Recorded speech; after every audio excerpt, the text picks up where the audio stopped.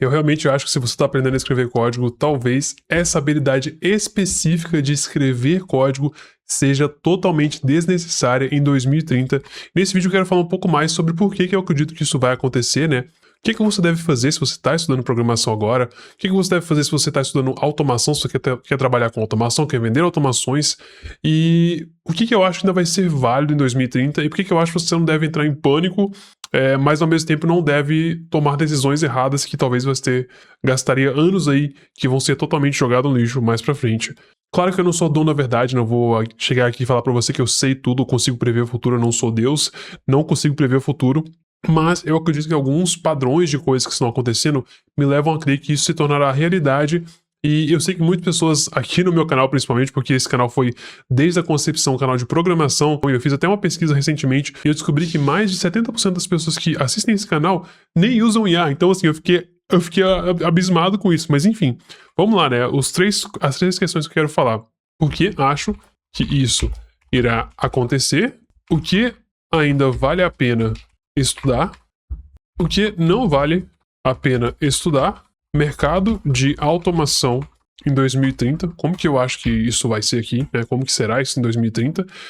E, cara, antes de começar, digita aqui, vamos automatizar tudo se você gosta desse canal, e eu tô num cenário novo, numa cidade nova, tá? Mais pra frente eu vou apresentar um pouco mais sobre isso pra quem tá interessado, mas quem curtiu o novo cenário, deixa um comentário aí. Então, beleza. Primeiro, por que eu acho que isso vai acontecer, tá? A minha opinião de por que eu acho que isso vai acontecer. Cara, assim, eu acho que não é novidade, deixa eu até falar com vocês aqui, eu acho que não é novidade que desde 2022 ou 2023, se não me engano, quando foi lançado o ChatGPT, todo mundo no começo achava que seria uma besteirinha. Não, isso aqui tá só me ajudando, é só completar o código, ele não vai de fato fazer nada, ele não consegue fazer nada sozinho. E isso era verdade. Lá, se a gente fosse pegar lá na concepção, né, de quando foi lançado, e me desculpa se eu tô errando aqui, se é 2022 ou 2023, tá? Lançamento do ChatGPT, as pessoas não achavam que seria... Eles achavam que seria inofensivo. E se fosse chegar a um ponto onde ele poderia fazer tudo sozinho, depois de você mandar um prompt pra ele, acho que as pessoas esperavam que levaria talvez 5, 7 anos, talvez até mais pra chegar nesse ponto. Mas ele chegou nesse ponto muito mais rápido, onde ele consegue não só, né, criar, vamos chamar assim, do zero, né, a partir de um prompt, como ele faz isso para pessoas não técnicas, que é onde eu acredito que esteja uma das principais diferenças, né? Porque anteriormente, quando o ChatGPT foi lançado ali, né? Quando a gente recebeu aquela versão, acho que foi 3.5 ou 3.0, não me lembro agora, do ChatGPT, se a pessoa não tivesse um conhecimento técnico, ela não conseguiria usar muita coisa ali. Só que hoje em dia isso não é mais um problema, porque conta pra mim, quantas pessoas você conhece que usam o ChatGPT ou Cloud Code, Cloud AI, que não são programadores? Você provavelmente conhece alguma pessoa assim. E essas pessoas, se elas forem um pouquinho mais espertinhas, não precisa ser um programador, ter feito faculdade de 4 anos, igual eu fiz, não precisa nada disso. Elas só precisam ter um mínimo de raciocínio lógico para conseguir criar aplicativos. Então a gente entende que o que antes era, vamos dizer assim, uma caixa fechada, uma caixa preta que só pessoas que entendiam de programação conseguiam operar, hoje qualquer pessoa com o mínimo de raciocínio lógico já consegue. O mínimo de vontade de pesquisar as coisas já consegue fazer. Então, isso pra mim é uma das coisas que vamos dizer assim, tá embasando essa tese, né? Inclusive, me fala aqui se você conhece alguém que não é técnico e como que ele tá usando as tecnologias de hoje em dia. Então, criar algo do zero se tornou muito simples, tá? Então, eu não lembro agora o ano exato, tá? Mas assim que o conceito de IAs agênticas foi criado, o que é o IA agêntica? Cara, nada mais é do que você... Porque o que nós tínhamos antes de IAs agênticas? Nós tínhamos esse chat GPT, que era basicamente um chat onde você podia conversar com ele, ter uma resposta e você depois teria que ainda copiar aquela resposta e colar dentro de algum editor de código ou saber onde colocar as peças. Hoje não precisa mais porque nós temos IAs agênticas. Então se você pega um Cloud Code, vou até colocar aqui, né? Um Cloud Code, que é o mais conhecido. Cloud Code, ou qualquer outro aí, né? Tem vários outros. Um que tá morrendo agora recentemente, que eu usei por muitos anos também, foi o GitHub Copilot, que por muitos anos foi super útil, mas agora tá muito caro e não tá valendo mais a pena.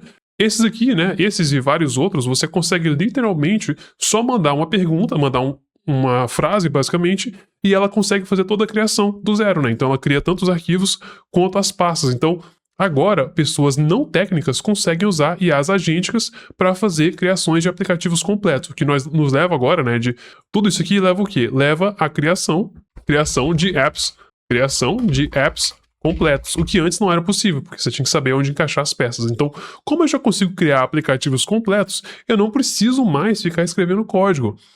E por que eu acredito que isso aqui em 2030 vai estar num nível, cara, que a gente não tá prevendo ainda, tá? Nem eu sei o que vai acontecer exatamente, mas qual é a minha previsão, né? Como hoje a gente já está num nível onde a gente consegue usar IAs agênticas para fazer criação de código, ou seja, criar aplicativos do zero, e quando eu falo criar apps, eu não estou falando só criar aplicativos normal, tá? Eu tô falando isso aqui de aplicativo para web, mobile, eu tô falando de desktop, eu tô falando de criar scripts também, tá? Isso aqui inclui não só criação de aplicativos mesmo, tá? Uma coisa que você vê, uma interface gráfica, mas isso aqui também inclui você criar automações. E isso aqui, se você pegar a ideia central de programar, cara, a gente programa para automatizar coisas. Se você for pensar, tudo que foi criado até hoje, os programas... na verdade, não vou dizer que tudo, tá? Eu tô errado nessa questão.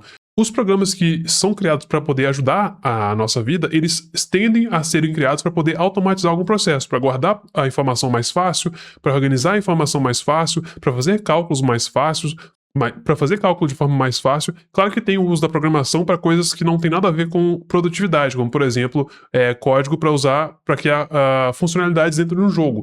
Isso aqui já não entra nesse caso, né, de automação, mas esse tipo de código também pode ser usado, né? Você também pode usar o Cloud Code e o GitHub Copilot, inclusive tem muitas pessoas fazendo isso hoje, né? Para criar jogos também, você pode automatizar a parte da criação do código necessário para jogos, para física, para funcionalidades, para várias coisas, sei lá, você quer criar, por exemplo, a interface gráfica de um jogo, você consegue usar o Cloud Code, o GitHub Copilot, qualquer outro aí, para fazer essa parte também. Então, assim, isso meio que já está dominado, e isso aqui era a parte mais difícil anteriormente. Você conseguir criar esse tipo de coisa, cara, levavam anos para você estudar isso aqui. Eu fiz 4 anos de faculdade, depois estudava todo dia depois da faculdade, e assim, eu trabalhava com isso, eu levei muito tempo para poder aprender e ficar muito bom nisso.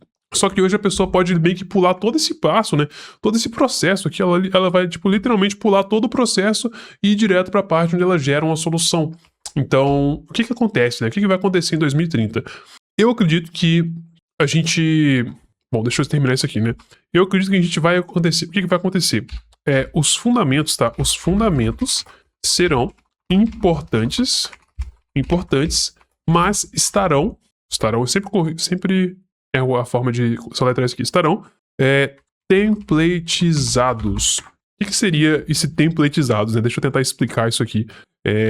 Todo mundo que começou a estudar programação, ou quem está usando o Vibe Code, né, para criar aplicativos sem saber os fundamentos da programação, ele tem uma noção, né, talvez muito básica do que tem que ser feito, mas a maioria das pessoas não tem fundamento nenhum. A maioria das pessoas estão só, literalmente, vibe codando, né, que é vibe codando mesmo, não é vibe engineer, que é onde você entende de engenharia de software, é só o vibe coding, né, onde você literalmente, na minha definição de vibe coding, é quando você não se importa com o código, você está literalmente criando, está mandando ele gerar um aplicativo, uma automação, qualquer coisa que seja, mas se tiver que analisar o código, você está ferrado, porque você não sabe analisar, não é a sua intenção analisar, e você não quer analisar.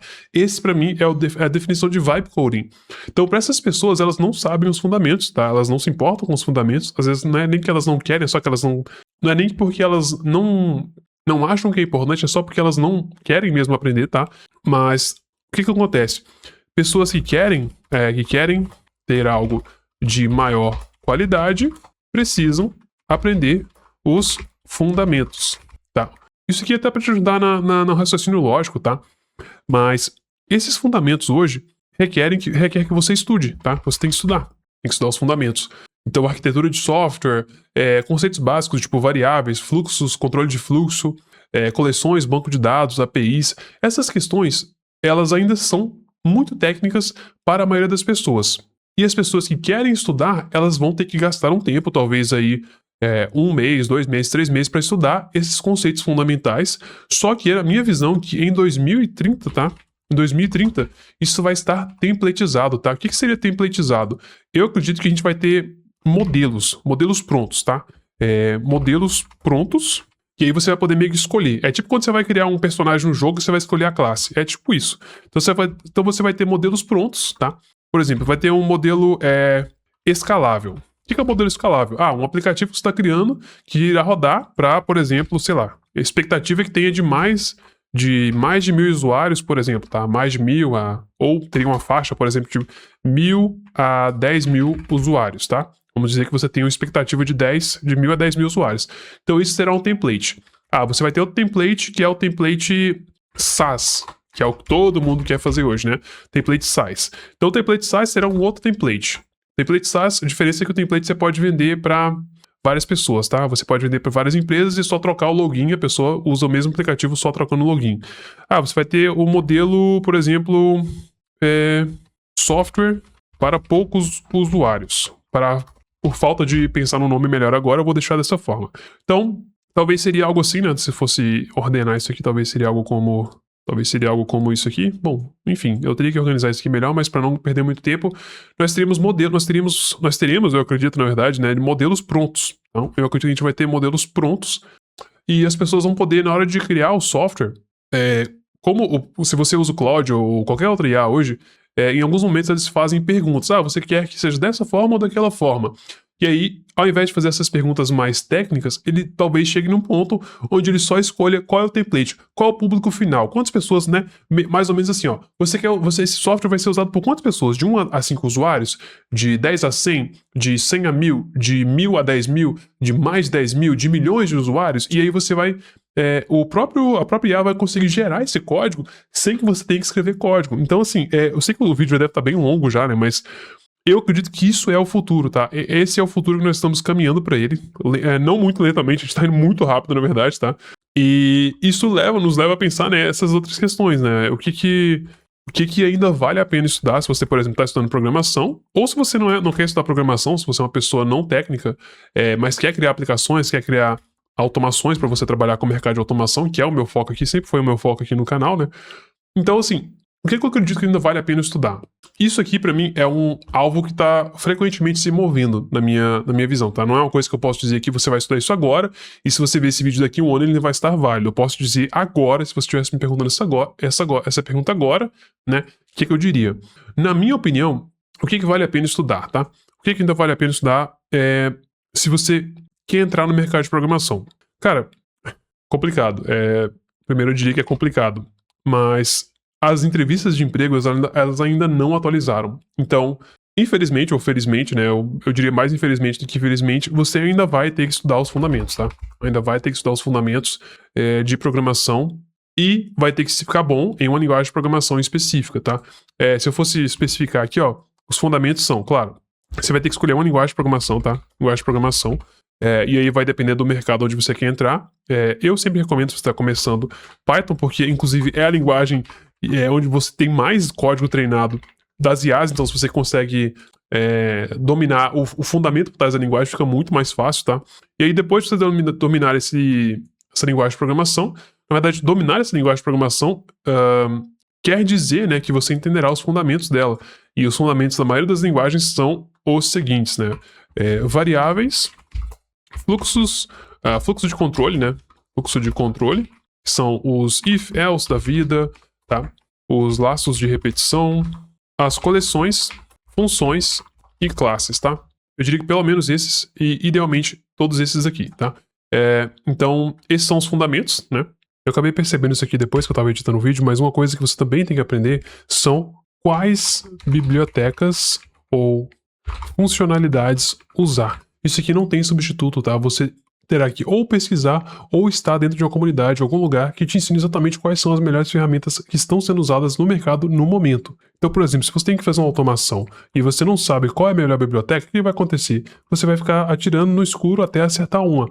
Ou você vai ter que gastar um bom tempo pesquisando e testando por conta própria até acertar uma ferramenta que funcione. E por esse motivo eu acredito que vale muito a pena você estar em uma comunidade onde as pessoas que já têm experiência te passam exatamente quais são essas ferramentas, até para que você consiga as usar com o IA. E é por isso que eu criei a minha comunidade, onde você pode interagir diretamente comigo e com outros alunos, através de chat e eu também mandando mensagens aqui, conversando com outros alunos, além de ter as aulas gravadas onde você pode acessar e saber exatamente quais são as ferramentas mais atuais do mercado, quais são as coisas que você precisa aprender no momento e ter aulas onde você pode tirar dúvidas diretamente comigo, comentando aqui abaixo das aulas ou deixando sua dúvida aqui dentro da comunidade de alunos. E além de tudo isso, receber oportunidades de freela diretamente no seu WhatsApp oportunidades exclusivas que vão de R$500 até mais de R$15.000, como foi essa demanda, como foi o caso do aluno meu, Pedro, que fechou 6 mil em um freela e 15 mil em outro, ou seja, ele fez R$21.000 só em 2 demandas que ele fechou dentro da minha comunidade. Se você quer participar, agora é a melhor hora, porque nós estamos com a promoção antes do próximo aumento de R$500, então entre agora, o link vai estar aqui na descrição, eu vejo você lá na comunidade.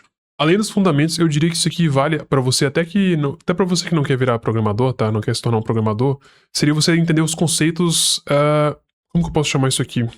Conceitos fundamentais de desenvolvimento de software. Isso aqui são os conceitos que eu diria que são fundamentais, mesmo que você não queira se tornar um programador, tá? Quais são esses conceitos fundamentais? Começando do começo, né? Requisitos. Como criar um documento de requisitos, porque isso aqui meio que é a base de todo o software, tá? Você só vai conseguir criar um programa, né, um software, se você tem um requisito, que é um documento que diz o que será criado naquele software. Ele terá quais funcionalidades, o que deve ser feito dentro dessas funcionalidades. Então, como criar um documento de requisitos, tá? Isso aqui são funcionais e não funcionais. O ciclo de desenvolvimento de software. Então, você tem que entender do início ao fim como um software é entregue. Tá? Então, se você não sabe como começa e como termina, você nunca vai saber quando o seu projeto chegou em um estado de concluído. Né? Então, você tem que saber como inicia, que sempre será através de um documento de requisitos, e como ele é entregue. Como, por exemplo, um executável, um site, é um sistema web, você tem que entender essas questões. Versionamento de código, isso aqui para mim é imprescindível, mesmo que você não seja uma pessoa técnica, tá? Se você está criando código, e aí você criou a versão 1, para você ir para a versão 2, antes de ir para a versão 2, você tem que ficar salvando. O ideal é que você salve essas cópias, como se fossem cópias das versões do código, e a forma mais comum de fazer isso hoje é o Git, tá? O Git e o GitHub são as mais comuns. Possivelmente o GitHub seja substituído no futuro, mas eu não sei se isso vai acontecer, eu acho bem difícil, tá? Eles estão tendo alguns probleminhas no momento da gravação, mas o Git, com certeza, eu acho praticamente impossível de ser substituído, tá? Então, versionamento de código você tem que entender. Básico de banco de dados, tá? Então, banco de dados. Porque existem tipos diferentes, tá? Tipos diferentes de banco de dados. E cada tecnologia atende um tipo de software diferente. Então, é interessante que você entenda o básico de banco de dados e o básico de arquitetura de software. Esse aqui eu não vou entrar muito a fundo, que é um tema bem mais longo, mas eu pesquisaria aí para você entender o que é o básico de arquitetura de software, tá? Então eu acredito que esses conceitos, eles vão continuar sendo úteis até 2030, tá? Isso não vai deixar de ser útil. E o que eu acho que não vale mais a pena você estudar, tá? Isso aqui meio que já era verdade, dependendo de o que você faz, mas o que não vale a pena estudar? Sintaxe. Sintaxe de biblioteca. Então, por exemplo, hoje você tem como usar o Playwright ou Selenium, que são bibliotecas de automação web, tá? Eu uso bastante o Playwright, que é o mais atual, tá? Mas o Selenium foi usado e ainda é usado em muitos lugares. Vale a pena eu decorar exatamente como que eu faço para abrir um navegador e mudar a resolução desse navegador? Cara, não vale mais a pena. Não vale mais a pena você ficar decorando isso, porque a gente tem IA que faz isso para você. E por mais que você queira ser raiz, você que é o cara raiz vai ser sempre passado por um cara que está se adaptando mais rápido. Então, tem uma palavra que eu acho que você tem que ver, você tem que colocar na sua cabeça, né? Que é pragmático. Você tem que ser uma pessoa pragmática. Se você quer evoluir e acompanhar a evolução das coisas, você precisa ser pragmático. Você deixa de ser sentimental e se aprender a antigos conceitos que funcionavam quando você começou e se adapta àquilo que o mercado está pedindo hoje, aquilo que a vida está pedindo hoje. Inclusive, isso pode ser usado não só para programação, mas para todo o seu dia a dia aí, né? Eu, inclusive, uso bastante isso. Funcionalidades que raramente irá usar de uma linguagem. Então, vamos supor que você está estudando programação, tá? Mas a sua ideia final é trabalhar com automação, vender automação. É necessário que você gaste tempo estudando coisas muito obscuras de uma linguagem. Por exemplo, você quer estudar lá, por exemplo, threads, que é uma forma de você organizar o fluxo da sua aplicação em diferentes espaços, para você otimizar e conseguir usar várias aplicações, ou rodar várias aplicações ao mesmo tempo sem quebrar o fluxo principal. Ou, por exemplo, regex. São todas coisas que no passado eram conhecimentos avançados que, se você quisesse chegar nesse ponto, você teria que estudar. Se você quisesse utilizar, você teria que estudar.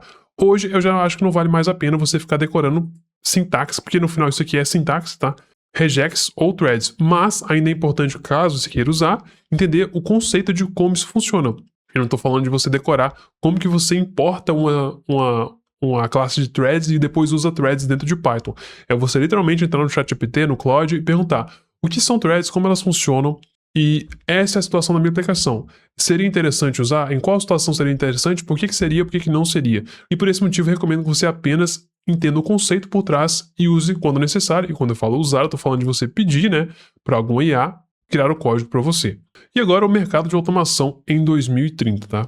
Eu sei que esse vídeo aqui é difícil eu criar ele porque eu tenho muitos públicos diferentes, tenho gente que é estagiário, tenho pessoal que já é da programação, tenho pessoal que não é técnico, então assim, pessoal, se esse vídeo tá confuso, deixa aqui embaixo qual é o seu perfil, tá? Porque eu sei que é impossível criar um vídeo no YouTube que ele literalmente não consigo determinar para quem ele será enviado, então eu tô fazendo o melhor que eu posso aqui, tá? Mas o mercado de automação em 2030, tá? Na verdade, ele tem só um caminho, na minha opinião, que ele será, tá, 100% dominado por pessoas que sabem usar ferramentas de IA. E além disso, tá, além de eu acreditar que isso será verdade, eu também acredito que o código não será mais importante. No caso de... Quando eu digo importante, não tô falando que você pode escrever um código bosta e achar que ele vai ficar bom, não é isso. Eu quero dizer no caso de memorizar, tá? Memorizar sintaxe. Não precisa mais, não será necessário. Inclusive esqueci aqui sintaxe. Sintaxe não será mais importante no caso de memorizar sintaxe. As pessoas irão simplesmente conseguir pedir para que algo seja feito e ele será feito. E o que hoje ainda é super difícil e complexo se tornará trivial em 2030, que é algo como, por exemplo, entra num site que tem um CAPTCHA, quebra o CAPTCHA, depois baixa uma informação para mim. Isso hoje você não consegue fazer com IA, você não consegue mandar esse fluxo totalmente para IA e deixar ela resolver. Você vai ter que guiá-la bastante para ela conseguir criar, para ela conseguir acessar um site que tem um CAPTCHA, né, que é um bloqueio de automação, e quebrar essa automação, ela não consegue fazer por conta própria. Lá em 2030, que é daqui a 4 anos, eu acredito que isso será trivial para IA fazer, tá? Trivial. E eu não sei se até lá nós teremos outros bloqueios que serão criados anti-IA, né? Porque hoje o bloqueio anteriormente era anti-bot, agora será meio que anti-IA, porque IA tá fazendo tudo. O mercado de automação, ele, na minha opinião, vai continuar forte, porém ele se tornará mais comoditizado. Meu Deus, não sei nem se é uma palavra, mas o que eu quero dizer com isso, tá? Se tornará mais fácil, tá? Será mais acessível para qualquer pessoa. E é por isso, né, que eu acredito que se você tá criando automação, tá vendendo automação, hoje você vai ter uma vantagem muito maior do que a pessoa que vai começar a fazer isso em 2030, porque até lá nós já teremos tantas pessoas no mercado que é aquela questão de saturação. Então, se você quer ganhar dinheiro com automação, eu acredito que o melhor momento é agora. Inclusive, eu tenho uma comunidade onde ensino as pessoas a criarem automações e eu estou para aumentar o preço em R$500 nos próximos 19 dias. Então, se você quer acessar, quer participar dessa comunidade, é uma forma de você ganhar dinheiro. Eu já tive diversos alunos que conseguiram faturar com isso. E assim, eu acredito que o melhor momento para você entrar é agora, exatamente em função disso, porque isso tornará algo tão simples de fazer daqui a 4, 5 anos que as pessoas que estão fazendo isso agora são as pessoas que vão fazer dinheiro de verdade. E a gente não sabe o que vai acontecer lá em 2030, como que esse mercado vai estar. Então eu acredito que você quer ganhar dinheiro com isso, é uma ótima oportunidade, até para você entrar agora no preço promocional. O link vai estar aqui na descrição, certo? Bom, espero que eu tenha conseguido resumir um pouco dos meus conceitos aqui. Claro que são minhas previsões, tá? Como eu disse, eu não sou o dono da verdade, mas se você concorda ou discorda, deixa aqui nos comentários, quero muito saber a sua opinião. E lembre-se de uma coisa, pessoal, vamos automatizar tudo.